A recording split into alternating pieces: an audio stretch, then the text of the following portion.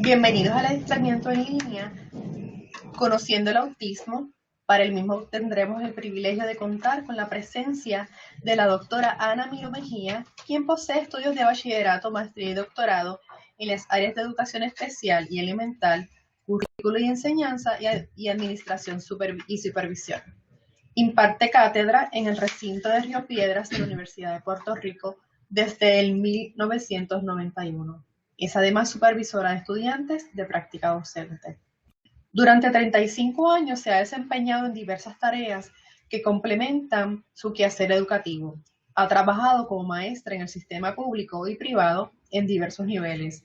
Ha servido de consultora en diversos proyectos u organizaciones, como la Sociedad de Padres de Niños Adultos con Autismo, Fundación SIDA, APNI, Corporación de Servicios Legales de Puerto Rico, Alianza de Autismo, entre otros. Ha sido perito educativo en demandas en corte y querellas en vistas administrativas en caso de educación especial para evaluar adecuacidad del proceso educativo de los estudiantes. Ha escrito diversas publicaciones y ha realizado varias investigaciones relacionadas, entre otras, con los procesos de transición, las destrezas socioemocionales y conductuales, las adaptaciones instruccionales y la adecuacidad del proceso educativo desde la perspectiva educativa legal. Entre las características que distinguen a la doctora está su deseo de servir al prójimo y contribuir a mejorar la calidad de educación puertorriqueña y fomentar el respeto por la dignidad del ser humano, particularmente de la niñez. Bienvenida, doctora Miro. Con ustedes la doctora impartiéndonos este adiestramiento en línea, conociendo el autismo. Buenos días a todos. Vamos rápidamente a ver sobre los objetivos de la actividad, que van dirigidos a definiciones, saber un poco sobre las definiciones y un poco sobre la prevalencia de autismo en Puerto Rico, cómo se evalúa, cómo se diagnostica, las principales características y sobre todo enfatizar en algunos puntos de cómo intervenimos educativamente y unos enfoques alternativos que se deben conocer.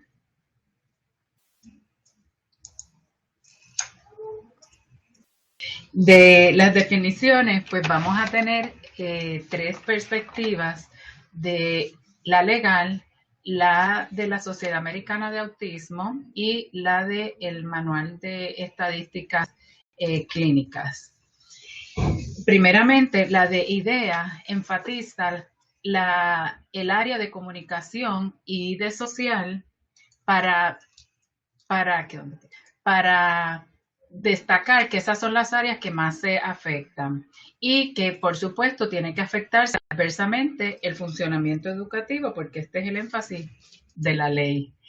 Especifica también que los estudiantes con estos diagnósticos tienen que tener algunas de estas características, por ejemplo, que tiene movimientos repetitivos, que no le gusta que le cambien su medio ambiente o las rutinas, que sensorialmente pueden tener o más sensibilidad o menos sensibilidad de lo regular, y que no puede ser por causa de que tengan problemas emocionales este diagnóstico. Puede ser después de los 3 años y de todos modos caer bajo esta categoría.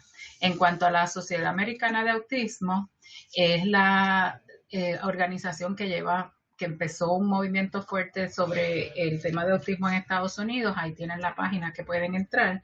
Ahí especifica que también se afectan las áreas social y de comunicación, igual que IDEA, pero le da más énfasis neurológico, porque afecta más el funcionamiento del cerebro.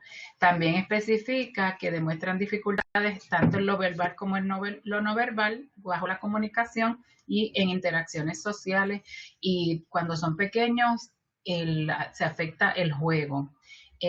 Sin embargo, pues afecta de diferentes formas y en varios grados. Entonces también especifica que 4 veces más común en varones que en niñas. No tiene que ver con el trasfondo social de las personas o de las familias, ni etnia, ni raza, Y no es por razón psicológica, como al principio se decía que eran las madres que eran muy frías con sus hijos. Y es importante saber que puede ocurrir por sí solo o en combinación con otros desórdenes.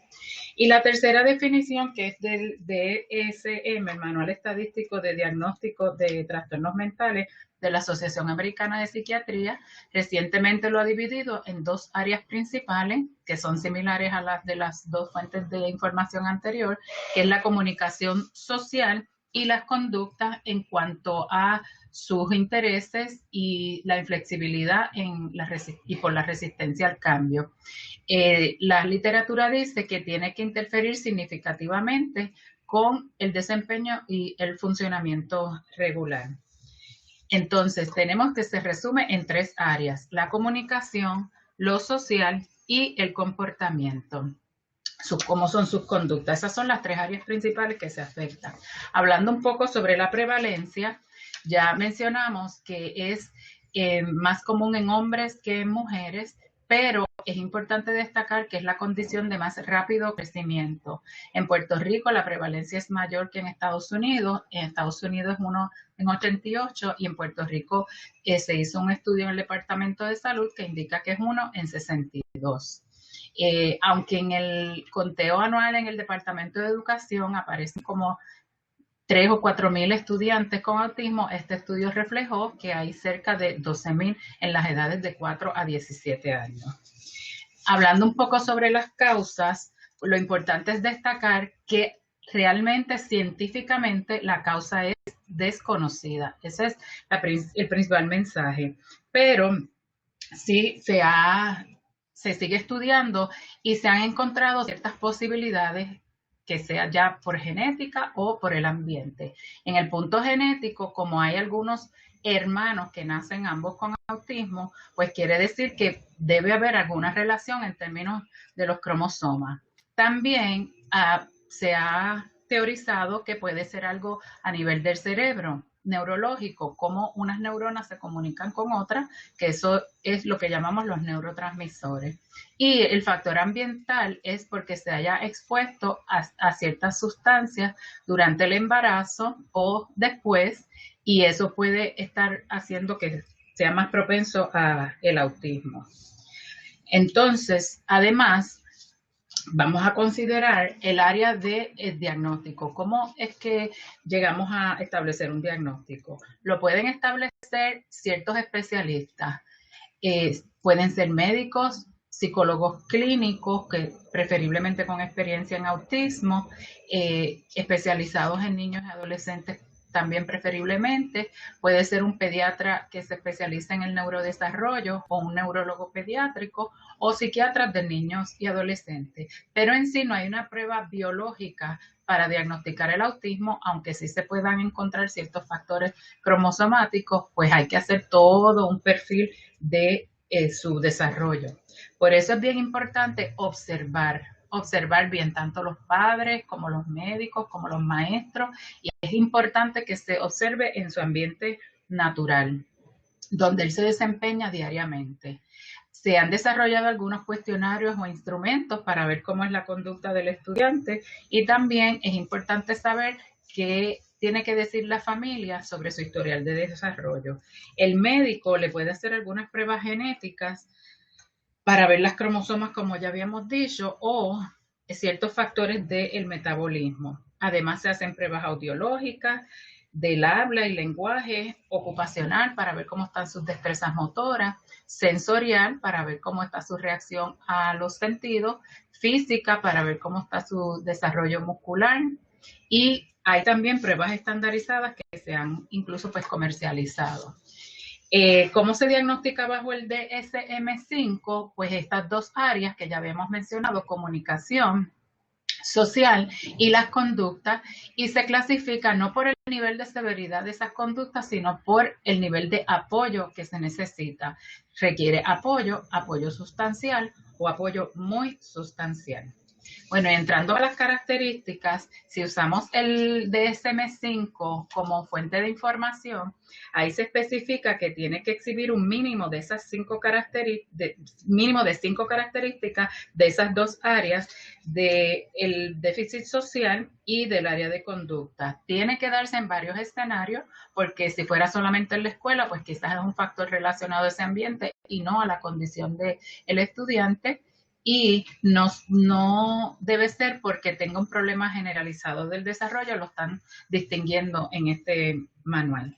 En cuanto a las características, cuando es bebé, podemos ver que no balbucea, que no pronuncia palabras, que lo llaman por su nombre y no responden, que no le interesa que lo estén cargando, empezó a hablar o a decir algo y entonces lo pierde, y lo mismo en el área social, no establece un contacto visual, los juguetes no los usa para su propósito, sino para mantener una rutina, por ejemplo, ponerlos en línea, los carritos uno detrás del otro, o los bloques, en vez de subirlos uno encima del otro, los pone en línea. Aparenta indiferencia socialmente y no sonríe regularmente. Eso es en la época de bebé. Ya un poquito más grande, pues tiene dificultad para establecer relaciones con sus amiguitos. Generalmente no tienen amiguitos. Si alguien lo aborda para una conversación, no sabe responder bien e incluso pues no sabe iniciar bien la conversación. Repite lo que le preguntan o lo que le dicen en vez de responder la pregunta, se mantiene fijo en unos intereses bien limitados. Eso hace que como que muestre preocupación por ciertos objetos, y es bien difícil que le cambien la rutina. En las características, en términos generales, en las dos áreas que el DSM-5 enfatiza, podemos ver que se vuelve a mencionar que no puede responder bien una interacción socioemocional, y lo mismo en la comunicación no verbal. Generalmente no puede mantener bien las relaciones interpersonales, y en cuanto a las conductas puede tener movimientos repetitivos motores. El que generalmente la gente se fija es cuando aletea o se mira la mano, pero pueden ser otras también. Establece unas rutinas bien específicas, se concentra mucho en un tema o un objeto específico, y las conductas hipo o hiperactivas puede ser que esté demasiado activo o demasiado pasivo. En términos de la comunicación, como mencionamos, puede ser que haya empezado a hablar o a decir algo y entonces lo va perdiendo, repite lo que le dicen y no es que responde la pregunta. Puede estar repitiendo anuncios casi ad verbatim de lo que lo oye, no establece contacto visual, en vez de decir lo que quiere, le toma la mano a alguien para señalar lo que quiere, no inicia conversaciones o no la mantiene, y si habla, le gusta mantenerse en un tema de un interés favorito.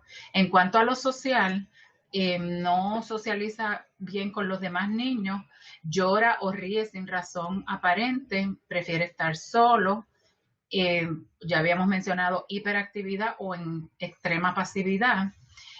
No sabe muy bien en los juegos imaginativos, no entiende bien las reacciones emocionales de las otras personas, cambia mucho de estado de ánimo y puede incurrir en conductas retantes. En cuanto a las conductas, le gusta mantener unos patrones de una y otra vez repetirlos, no puede hacer muchas inferencias o cosas más abstractas, el manerismo de las manos o alguno otro, el caminar en puntitas o mecerse mucho, y lo de los objetos que habíamos mencionado anteriormente. En términos sensoriales, también puede manifestarse por el hecho de que no le guste comer muchos alimentos y se mantiene siempre en los mismos. No tolera ciertos sonidos o luces, por eso cuando van al cine pues se le hace difícil. Se frustra y eso le puede provocar rabietas, puede agredirse o agredir a otros y caminar en puntitas, como lo mencionamos. Ahora, ¿qué podemos hacer cuando tenemos estudiante con este perfil. Pues tenemos que ver las diferentes intervenciones que se deben llevar a cabo. Principalmente pues la educativa, trabajar con sus conductas, trabajar con el desarrollo social, con su comunicación, podemos ver el área ocupacional y psicológica, pero es importante destacar que no es solamente la escuela, sino que debe abarcar todos los diferentes contextos de la vida de la persona. En términos educativos, pues tienen un derecho por la ley tanto federal como local a tener una educación pública gratuita y apropiada en lo que sea menos restrictivo para ellos, obviamente haciendo una evaluación y luego un programa educativo individualizado. El National Research Council indica que las áreas de prioridad deben ser el desarrollo cognitivo, la comunicación en términos funcionales del diario vivir, la socialización, el juego, las destrezas académicas, pero en términos funcionales lo que les sirva para su diario vivir y la conducta. En términos del currículo, pues se pudiera incluir en su programa educativo individualizado y en lo que las áreas que se le trabajan, aspectos de salud, aspectos motores, sensoriales, de ayuda propia, su cuidado personal, el área socioemocional y conducta, la comunicación, cómo desenvolverse en su hogar y en su comunidad, académico funcional, que menciona que es para el diario vivir, y recreación y tiempo libre es un área que no muchas veces se incluye, pero que también es importante. Algunas recomendaciones básicas para el área educativa es que empecemos lo más temprano posible. Mientras más temprano, mejores resultados. Hacerlo de forma intensa, que mínimo sea como el equivalente a una jornada escolar de acuerdo a su edad, ¿verdad? Y el nivel de desarrollo. Que la familia se involucre, que el personal esté capacitado, que se enseñe en contextos naturales, que se usen las actividades del diario vivir para que pueda aprender mediante estas y así se generalice esos diferentes ambientes. Siempre enfatizando la motivación, no solamente lo que logra, sino lo que intenta. Y tener algún sistema alternativo de comunicación si esta es el área que estuviera más afectada. Es bien importante en el autismo que se debe tener mucha estructura en su ambiente. Para esto ayuda en desarrollar calendarios, hacer unas tareas que puedan ser predecibles, usar visuales que le establezcan el orden y el tiempo que debe disponer para cada tarea y establecer un límite en los estímulos que se le presenten que los pueda llevar a distraerse. Mientras mayor motivación hay, pues mejor aprendizaje podrán tener. Además, debemos partir siempre de las preferencias individuales y de los intereses que demuestren. Usar claves visuales para poder procesar mejor la información, trabajar con anticipación los cambios que se vaya a exponer, dar las instrucciones de la manera que sea que mejor lo aprende. Si uno le da una instrucción verbal y no la entiende, pues entonces lo lleva a manipularlo. Por ejemplo, como les menciono aquí en el pedirle la libreta, pues entonces se le lleva la mano directamente. Entonces, en términos generales, debemos tener consciente que el ambiente natural es el lugar más efectivo para trabajar con cualquiera de nuestros estudiantes. Siempre promoviendo el que tenga lo mismo que cualquier otro niño, porque el proveerle la inclusión con apoyo de seguro va a resultar en mejor logro que si se hace segregado. En la Carta de Derechos de las personas con impedimentos lo especifica así claramente. La motivación, además, es importante, como habíamos mencionado, para disminuir las conductas retantes, porque si se mantiene motivado, posiblemente la conducta sea más positiva. Igual hay que enfatizar la socialización, tanto o más que el desarrollo académico. La colaboración y la coordinación de la familia con los diferentes especialistas es la clave para el éxito. Y también mantener una buena documentación de su progreso, de su conducta, para poder tener evidencia de cómo va su ritmo de progreso. No quiero finalizar sin mencionar algunos enfoques que se han utilizado, no todos tienen igual base científica, pero muchos tienen base testimonial. Sí, y agrupado aquí en unas áreas generales, si vemos el enfoque biológico, es para trabajar más con el cerebro, con el metabolismo. Para eso se han usado dietas y eso tiene bastante auge entre las familias de niños con autismo. Pues se puede medicar o dar otros suplementos vitamínicos o de otra naturaleza que ayudan a controlar el metabolismo. En términos comunicológicos, pues he hablado mucho de lo que es la comunicación facilitada y el sistema de comunicación mediante dibujos. En Puerto Rico hay sitios donde se usa el PECS. En términos cognitivos, conductual y social, lo que intenta es estructurar bien los pensamientos y las acciones para promover destrezas intrapsicológicas. Teach es un sistema que se ha utilizado en Puerto Rico, que tiene estudios que lo fundamentan. ABA, Applied Behavior Analysis, es de los que más evidencia científica tiene. En Puerto Rico también se ha utilizado. Sunrise es un tipo de proyecto para interactuar más con el hijo o el estudiante. En Puerto Rico también se ha utilizado. Y Higashi no es tan utilizado en Puerto Rico, pero ha habido casos que han usado este sistema. En términos sensoriales, en la cuarta columna, esto va dirigido a los sentidos y estimular el cerebro. En Puerto Rico se usa bastante la integración sensorial, a veces bajo la terapia ocupacional. El entrenamiento auditivo en Puerto Rico también se usa. Hay diferentes enfoques como el Verard o el Tomatis. Se han usado los chalecos también en Puerto Rico. Y hay otros que van más dirigidos a las destrezas sociales para despertar sus talentos y vivir las experiencias. Algunos han usado terapias con animales o la música, el arte.